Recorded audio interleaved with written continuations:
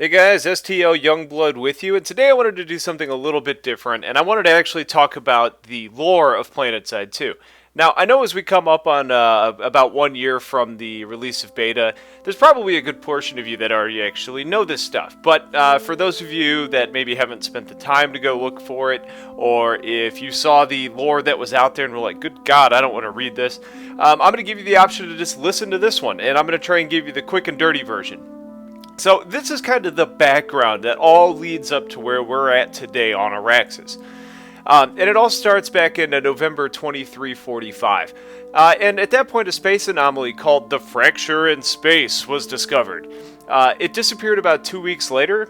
No research was really able to be done, and no probes ever made it there to scan.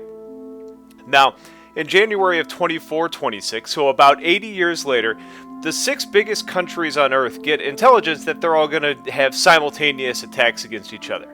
So, being as smart as they were, they all decided to fight each other, because, that always works out for the best. Well, apparently more people die here than at any other time in Earth's history, about half the population. And at this point, we basically fall into anarchy, people start getting diseases, and all that good stuff that we've learned through the history. In March of 2444, so about 100 years from the first appearance, the anomaly comes back. Probes were sent out, and basically, which sent information back. But then all of a sudden, the space fracture just disappeared. Now, the probes let us know a couple things and a couple possibilities. One, that there was a wormhole out there. Two, that Pluto was destroyed by the event. But that's really okay because Pluto's not a planet anymore.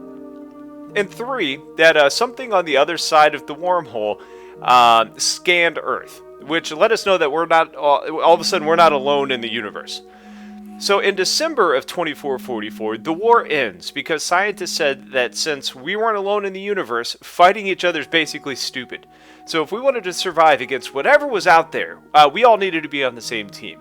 So at that point, peace talks started right away, and we were at peace with the end of the war in about May of 2445. Boom! Terran Republic makes its grand entrance. July of 2542, the wormhole comes back and disappears again. So it's about a 98-year gap between the opening and the closing. June of 2582, we start exploring the solar system and colonizing other planets, etc. In the year 2615, all you guys that play on the Connery server, the names are actually part of the lore, not like developers or something like that, which is something that I learned while researching this a while back as well. So kind of an interesting tidbit. So, anyways, Thomas Connery, there you go, Connery, discovers the Moon Belt, which is a subsection of the Kuiper Belt. He's going to be what you would call a space explorer. In May of 2618, the Terran Republic Vice President dies, and the President was a woman, so ladies, hold out some hope. Sylvia Wyatt asked Connery to step up to be her Vice President. He took the position, which surprised people for some reason. I think being VP would be kind of cool and prestigious, so I'm not sure why people were surprised, but whatever. November 2618, it's election season, which is probably about the most annoying time of the year for most of us, but when everyone likes a candidate, say like a famous space explorer turned vice president, it's not so bad, and Connery becomes the TR president almost unanimously. In January of 2630, Connery served 12 years, so 3 terms, and then retired, and then at that point he basically just packed his bags and headed back out into the moon belt. I guess once you're an explorer, you're always an explorer. February 2630, Business Forward, which is an entity that's comprised of the most powerful corporations in the solar system. You probably are hearing new conglomerate in your mind. Holds a summit that decides to monitor Connery because I guess they didn't trust him or his moonbelt shenanigans. In June of 2630, a memo gets sent from Terrence Matherson, another server name, who happens to be a CEO of one of the biggest corporations, and he said that Connery had found evidence of extraterrestrial life out there in his quest. Matherson wanted to get his hands on that evidence because basically he wanted that alien tech to turn into a sweet profit, which really is going to demonstrate capitalism at its finest. Companies, unions, and mercenary groups were all going to be formed and gathered to accomplish this task. And they really didn't like the way the TR in its old school ways handled things, and they felt that they could get more if they could take care of business themselves. Now, if you're noticing an upcoming conflict, here is the TR versus NC stuff. The new conglomerate is officially created in July of 2630. Skip ahead a couple years to September of 2632. Connery and his pal Henry Briggs, you see what's happening here? Find an alien carving that has some strange signals coming from it in the moon belt. Now, Briggs reaches out and touches this thing, and all of a sudden he gets this flash and claims he saw this vision. But the only thing that he can actually remember is the one word, Vanu. So, skip ahead to May of 2634. When Connery gets back, they share everything that they found, and now people are really interested in traveling across the solar system, be a part of the heavens. And with all this interest, new technologies developed in space travel, and people can travel farther and faster. But still, even with all this newfound travel, and they're exploring the solar system, they can't find anything else that's related to this alien technology or carvings or anything like that. January of 2636, Briggs and Connery are sitting around just talking shop. And they decide that they need to get a crew and fleet together to go through the wormhole when it comes back, which should be coming back about 2040 if they synchronize their watches correctly. He gets the TR to agree to pony up about 200 ships, and he said that he'll get the volunteers to make the trip. Well, in April of 2638, they end up getting about 128 new ships. Each has a new and fancy technology. The following month, in May of 2638, they leave, and on board they've got TR military peacekeepers, so think of like soldiers for the most part, NC corporation executives, mercenaries, plus lots of scientists and engineers and doctors and all those important types of support roles that you need in this type of expedition. October 2640, the wormhole opens back up, just as expected, and the first wave of the fleet travels through the wormhole, and they actually kind of get sucked through. They didn't even need to use their engines. Now, as more ships tried to go through, the wormhole ends up destabilizing and splits the group in half. So about 40,000 folks, so about half of them made it through. In the process, 200 people died, 5 ships were destroyed, and 11 ships were just flat out broken down real bad. So as we move on, March of 2641, this is where things start getting ugly. They can't find a planet to terraform or to colonize. The TR and the insurrectionists are really starting to piss each other off. When you hear insurgents and insurrectionists throughout this, think about like the beginnings of the NC rebellion. And through this process, innocent bystanders are starting to get hurt. So Connery decides that a larger and more strict military presence was needed, and they started working on curfews. Later that same year, in December, they still aren't having any luck finding a planet, and the fighting is getting just worse and worse by the minute. Connery has to instruct his military to shoot to kill if people aren't cooperating, and even more severe curfews are put into place.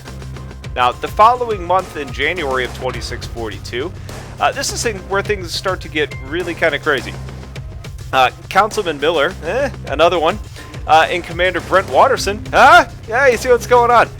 They're having a meeting. Now, Watterson tells Miller that Connery's going to need to step down, and they need a stronger approach. And then Miller actually gets blackmailed and not saying a word about it, and to support Watterson in whatever he decides to do. So, at this point, 53 insurgents break into an armory, kill 6 different soldiers, and steal about 300 weapons. So, now these insurgents have their new guns, and they rush and break into the ship's bridge, and basically are going to demand that the captain step down. Now, they couldn't get a hold of Connery during this process, and because of that, about 70 people end up dying. About 24 TR soldiers and some high-level military leaders. Almost all the insurgents are killed. Martial law is declared as a result, and they take a vote. Basically, do we want more severe, severe military presence, or do we want to keep it the way it is? Well, they passed for security, so curfews were more severe, there was higher military presence, etc. People basically voted away their freedoms out of fear. Now, that sounds a little bit like V for Vendetta to me. If you haven't seen it, go watch it. That's a great movie. But basically, a few days later, one of the ships just had huge explosions on it, which ended up being called an act of treason. Part of the reason for that was because the ship that was destroyed had Connery on it, the commander, and he was killed with about 591 others.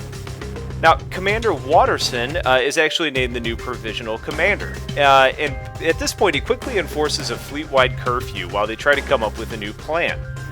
All of a sudden arises the meeting between Watterson and Miller, where they had that conversation about bringing down Connery, and it brings to light evidence that actually hinted that the TR had been responsible for the bombings that killed Connery, not the insurgents.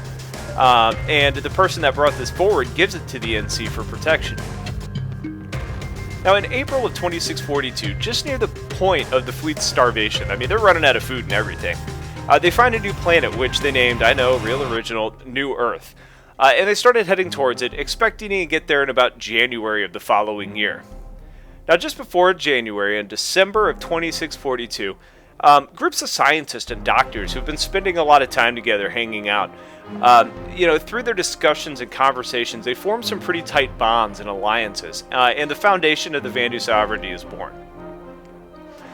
Just as expected, in January of 2643, they get to the New Earth, and as expected, they start to terraform and colonize the planet. So basically, they're moving down and growing stuff and, building buildings and habitation and all that good stuff. About 5 years later, in 2648, Briggs, remember that's the Vandu boy, he finds an artifact identical to the one that he found out with his buddy Connery in the Moon Belt. At which point he gets another vision and actually hears the alien's voice. Now, 10 years later, Briggs kills himself, and no one knows why. And it never ends up being revealed, so that's kind of a mystery, but apparently Vandu had other plans. Then finally, in June of 2845, so after about 175 years of mostly peace between the TR and the NC, it all falls apart big time and just becomes a full-blown war.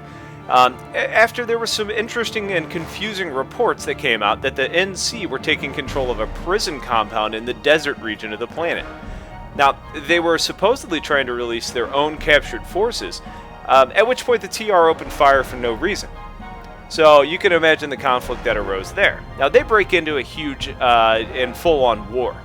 Now, during all this mess, Chairman Willis Scott gathers everyone who follows the Vandu way and all their teachings, and they declare themselves an independent sovereignty. So this is the official birth of the VS. And since the other two empires were already at war, the VS decided that they couldn't afford to sit idly by or let themselves become victims, and basically just declared war on everyone and everything that opposed their views. And if that sounds like where we are today, you got it. Endless war on Araxis, otherwise known as New Earth. So if you've seen some similarities, that's why we chose it. So hopefully you guys got at least a little bit out of this and learned a little bit about the lore without having to read it yourself. If you thought it was interesting, give it a thumbs up and subscribe. And I appreciate you watching, and I will talk to you guys later. Take care.